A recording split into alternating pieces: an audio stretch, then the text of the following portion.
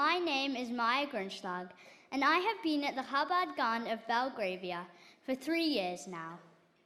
I am representing all the children that attend Chabad schools across the country. This year, I'm taking part in the Bar Mitzvah class. One of our projects has been to delve into the roots of our family history, discovering the connections and differences, the interwoven relationships between my friends and my heritage has strengthened the sense of community in me that has always been strong at the Chabad Gan. I think that is one of the things I have loved most there. That feeling of being at home that nowhere else has.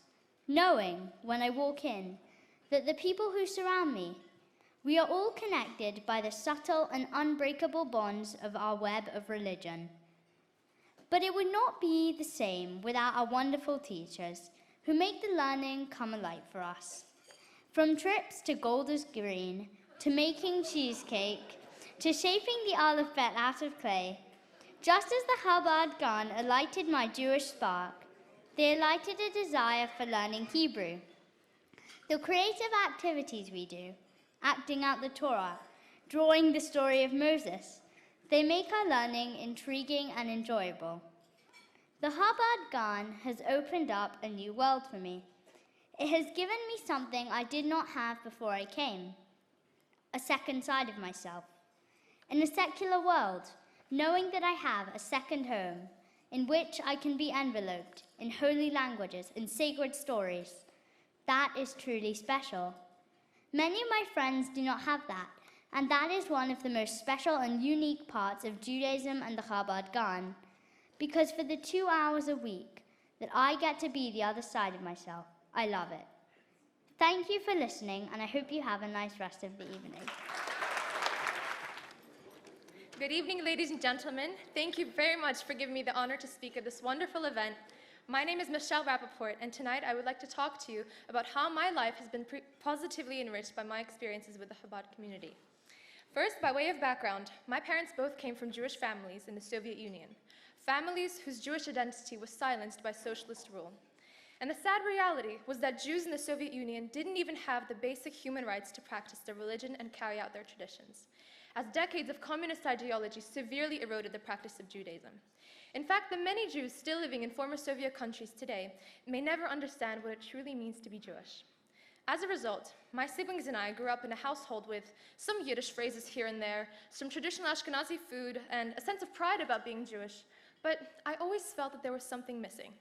And it wasn't until we met Rabbi Mendel Kamenson about 4 years ago in Yom Kippur and joined his growing Chabad community that my Jewish identity was truly reignited, inspiring me with stories, songs, wisdom, and most importantly, other people who I'm since grown to love and cherish. And this all happened around the time of my bat mitzvah. Previously, I thought a bat mitzvah was just an opportunity to have a massive party with lots of food, dancing, people having a great time. And of course, it was all these things, but soon I came to realize that it was so much more when I started attending classes given by my rabbi's wife, Hannah, where I learned the amazing stories of Ruth, Miriam, Esther, and many other inspirational biblical women. And this taught me what becoming a Jewish woman was really all about. But I am now a few years beyond my bat mitzvah experience, and my desire to connect with my background evolved to a strong sense of learning about the experiences of the Jews who came before me, the history of my family, my people, and my roots. And in this light, I couldn't refuse the opportunity to join Rabbi Mendel and a group of 20 people from our Chabad community on a trip to Poland 2 weeks ago. We stayed in Krakow and visited the mesmerizing synagogues and Jewish quarters that have remarkably survived since Nazi occupation. But the most important part of the trip for me was visiting the Auschwitz and Birkenau concentration camp. I needed to make the effort, to be there in person and to see it with my own eyes, to immerse myself in what was left of the horror of the Holocaust. To find myself standing there was so overwhelming, and in that moment, I was just so shocked that my emotions completely froze. When I saw the archives of the 4 million recorded names of murdered Jews and found my own family amongst them, I could only marvel at the miracle that despite all of this, the Jewish nation continues to prevail. And with that thought in mind, my group and I stood opposite the railroad tracks, facing the camp, and we rejoiced. The boys and the men in my group put on tefillin and they prayed. And with onlookers staring, I felt proud. Proud that these people could see that we, as Jews, 75 years later, are keeping our faith more alive than ever. As the ultimate best revenge we can give is the continuation of our faith and our traditions that not only the Nazis, but so many other people in history have tried and failed to destroy. I'm looking forward to new experiences that my Chabad community will offer me, as I'm sure my Jewish identity will continue to flourish. And tonight's occasion is a perfect example of this, how we are gathered here today, celebrating the closeness of our people. Thank you very much for listening, and have a lovely evening.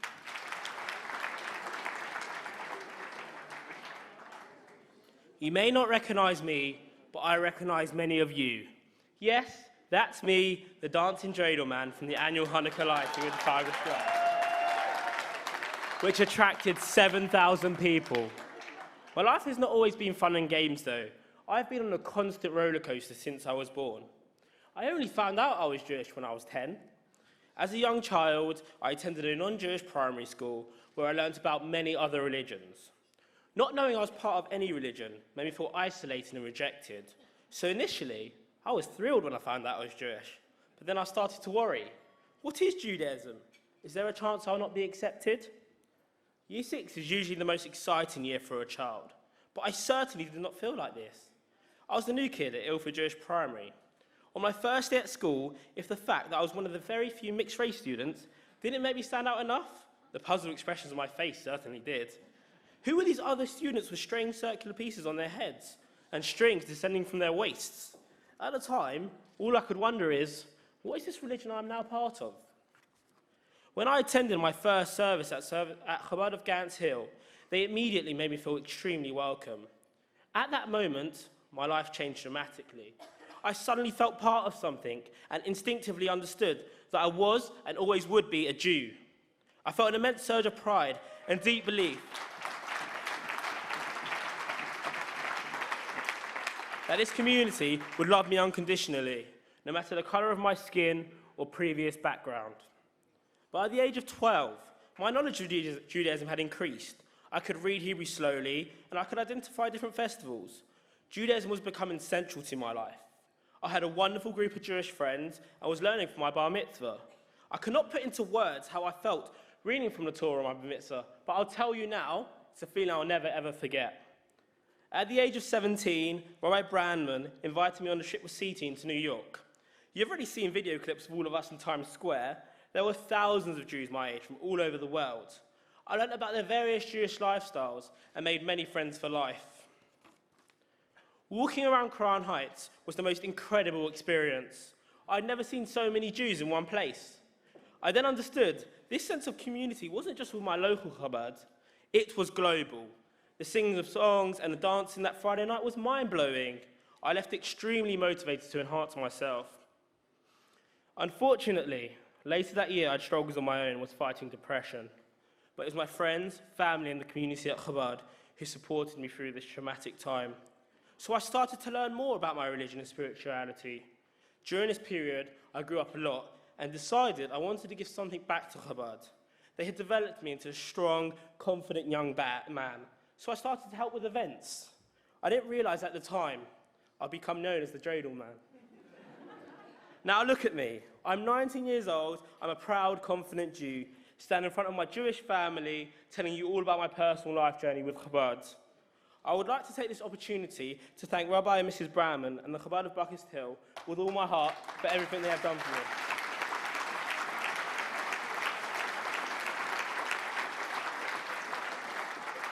Without Chabad, I don't really know where, what, or where I would be today. I would just like to end with sharing the meaning of Chabad. The three Hebrew letters that form Chabad are Chet for Chokmah, which is wisdom, Bet for Binah, which is understanding, and Dalet for Da'at, which is knowledge. According to the Alter Rebbe, Shneur Zalman's work, the Tanya, God desires the mind, and the mind is the gateway to the heart. As you see, my life has been a true roller coaster, but Chabad has taught me the wisdom to take a step back, the understanding to consider situations in a positive way, and the knowledge that things will improve. Thank you. Rabbi Moshe Kotlarski. People say that the youth are the future leaders of tomorrow. It is not true. You are the great leaders of today.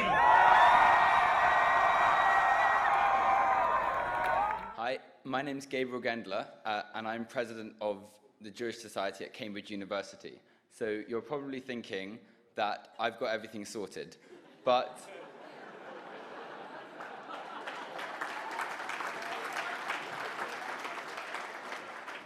in fact, when I arrived at university for the first time in my life, I was really struggling to stay connected and to be proud of my Judaism. Being identified as a Jewish student in the current political climate is very difficult. I will never forget sitting in the Cambridge Union when they moved that Israel is a rogue state. It was the afternoon of Purim, and I knew that this was not where I was meant to be. I felt uncomfortable and threatened, and I needed an antidote. So I stood up, and I headed straight for Chabad, where I was received with open arms. Now that I've experienced Purim Chabad style, there's no going back.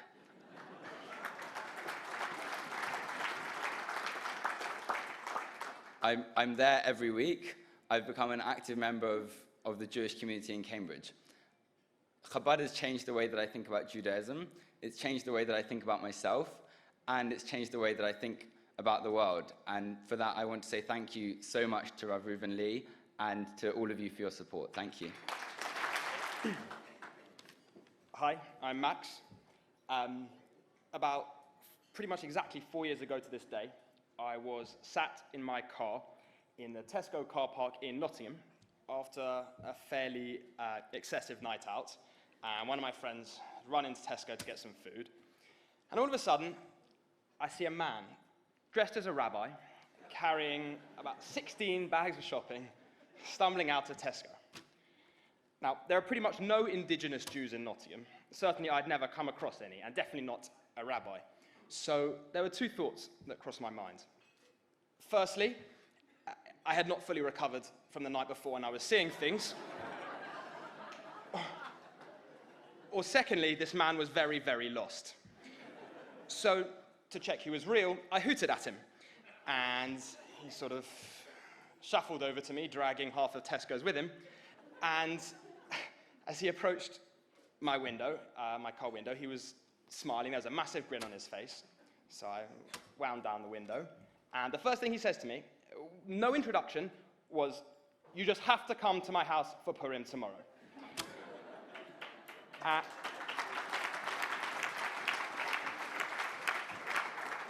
And that was that, really.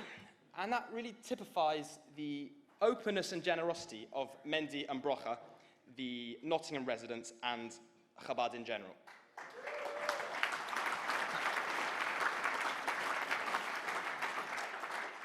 Now, despite there being a fair number of Jewish students in Nottingham, it's remarkably difficult to maintain even a relatively small level of observance. You're constantly faced with challenging situations whereby you feel pressurized to, and you want to immerse yourself in the university life. But this can be very difficult when it conflicts with your Judaism.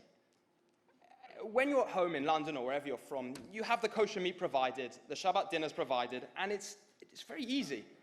But all of a sudden, you move away from home, and your effort levels increase enormously by trying to maintain your identity in an unconducive environment.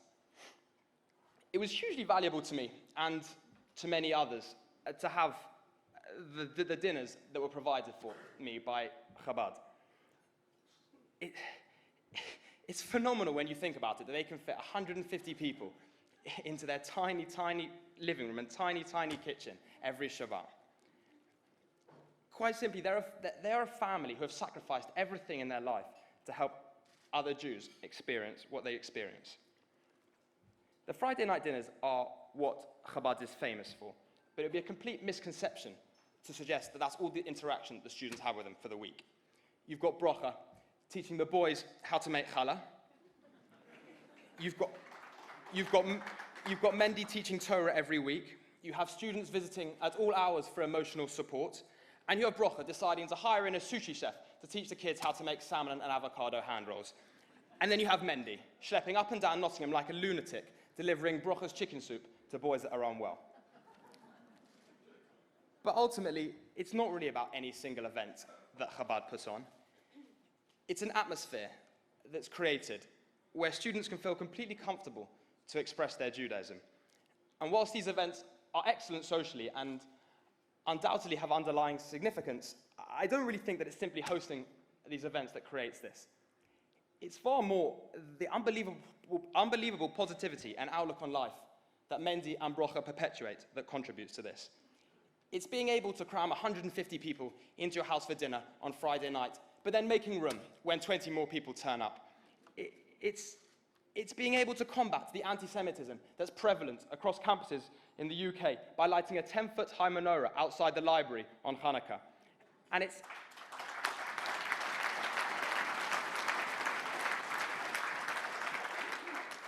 it's installing a sense of pride amongst the students, such that they want to upload selfies of themselves putting on tefillin, or them lighting their own Hanukkah. And it's this energy and this atmosphere that I think is invaluable.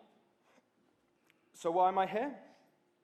As I've said, I'm fully aware of the difficulties that students face. I know how easy it is to relinquish everything you've been brought up to do, and I strongly believe in the importance of preserving your identity. Now, thankfully, Chabad is very large, but it isn't a big corporate organization with lots of bureaucracy and lots of staff. It's young families and their kids giving up everything they have to help other Jews. And it's important to me that they are able to continue to do this. Thank you. Good evening. I'm Louise Scodie, and this is my story of my relationship with Chabad. Now, I first encountered Chabad in Islington, which is, or was, one of the least Jewish boroughs in London. When I moved there 10 years ago, there was no Jewish life to speak of in the area, and my own life reflected that. I was dating a non-Jew and just about going to shul 3 times a year. Well, eventually I ended that relationship. I wanted to rebuild my life, and I wanted to marry someone Jewish. I knew that I always did, really. Now, to do this, I wanted to explore my own connection to Judaism, to make my choice more active and more meaningful. So whilst exploring, I heard that there was going to be a menorah lighting in Islington, which amazed me because I thought Islington had one Jew in it, me. So I went along with a couple of friends, and I was really, really delighted. And I met Mendy and Hadassah Cora there, who run Chabad Islington. And I was struck immediately by just how energized and how friendly they are. Mendy and Hadassah invited me over for Shabbat dinner soon after that, and that's where some of my meaningful Jewish learning started. Now, unlike Maya, I hated going to Cheder, and I learned nothing there. But through Mendy and Hadassah, on the other hand, I started to learn in a really warm and lively and friendly context. I particularly enjoyed Mendy's insistence that we have a l'chaim every time I visited, which was not something I remembered from Cheder. I was really pleased to be able to give something back to help Mendy and Hadassah as they set about breathing Jewish life into Islington. A year after that first menorah lighting I attended, I emceed their second menorah lighting, which attracted a bigger crowd. I also advised Mendy on their communication strategy, and I've been really happy to see their marketing go from strength to strength. They're very good on Facebook. They've created the start of a really strong and welcoming community in Islington, and I do hope that it will continue to grow. This year's menorah lighting had a massive turnout, which was a real pleasure to see. Now, one thing that Mendy and Hadassah helped me with was as I dated in search of my Bichette. Now, Jewish dating is like normal dating, except with more horror and neurosis. In fact, I had such a bad time that I wrote an article about it for the Jewish Chronicle, which you should be able to see there. There you go, that's the article that I wrote.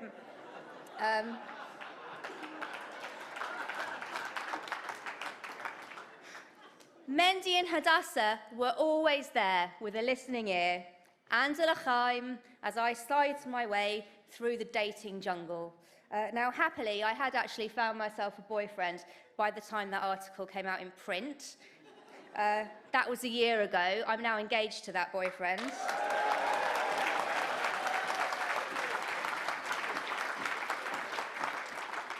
We're getting married in the summer, and Mendy is going to marry us. Thank you. Good evening, esteemed rabbis, ladies and gentlemen. Rabbi Katz the Younger, and any members of the West Hampstead Chabad House who have made such a remarkable change and wonderful, wonderful future for my life. That when I first found Chabad, I was at the tender age of 90 years. Now, I didn't realize I was so good looking.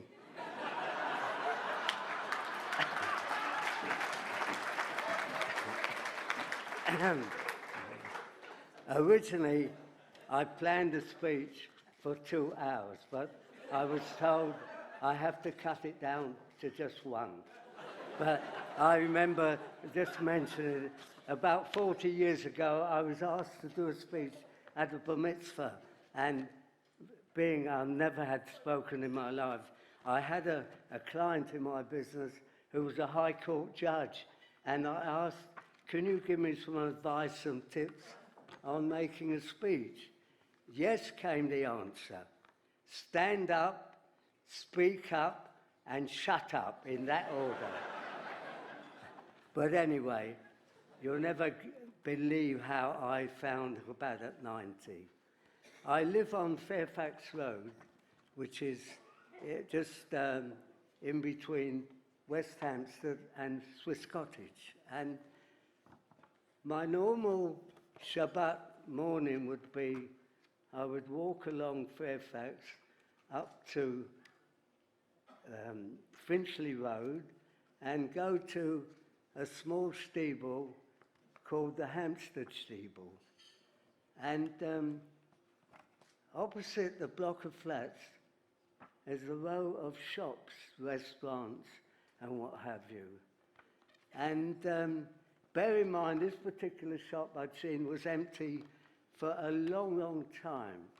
And as I walked past, the door opened, and you know when one does a double take, I did a triple one that time. And can it be, am I dreaming? I saw the black hat, the beautiful black beard, and a good-looking young man underneath it all. And in my ignorance, I said, excuse me, can I help you? Are you lost? No, no, no, came the answer. I'm Rabbi David Katz, and we're just opening the West Hampstead Chabad Shul. And I must be, I said, well, where's the shul? I looked in, there's nothing in the shop, there's just some tables and chairs and a few books. Oh, it's downstairs anyway. So, come in, said the rabbi. And I went in, and I thought, am I dreaming? Can this be somebody dressed as a rabbi? Maybe it's a film crew doing a commercial for Kosher Kingdom. Anyway, it turned out that, but this is the remarkable thing. You see, not very long before that episode, I had the misfortune of losing both my son and my wife within a few months.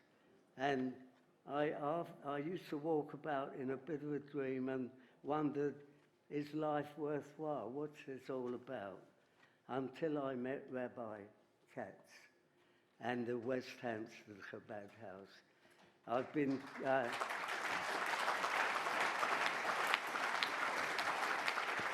and because originally I'd been brought up in the United and Federation synagogues, where you go on the Shabbat service, and it comes about 12:30, and Shabbat Shalom, see you next week, and that's the end of it. This is completely opposite at Chabad.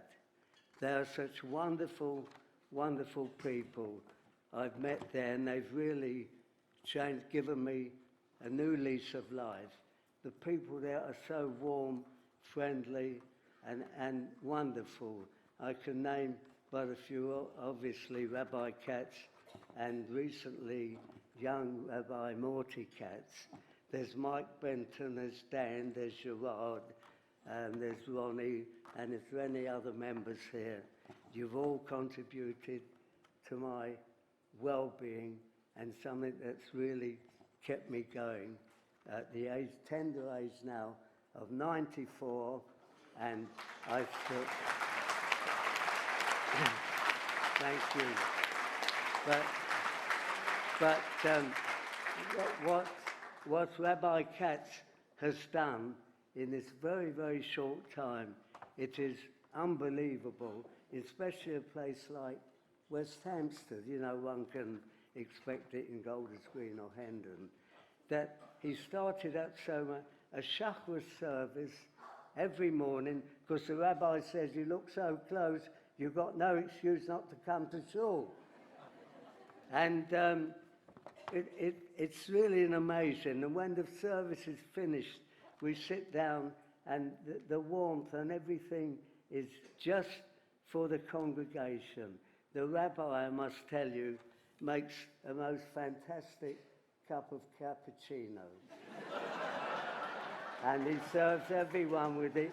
It's a 3-tier one, and I've heard some whispers in West Hampstead that Starbucks are trying to poach him. But anyway, and with all that, I must say, they've made me the life president of the West Hampstead Chabad House. And so Chabad has given me a reason to go on and on. I feel I'm the luckiest man in the world and completely overwhelmed. I walk in there every day and I feel I'm 24, not 94. It's such a wonderful, wonderful feeling. So tonight I offer Chabad my most sincere thanks for giving me a new lease of life. Thank you.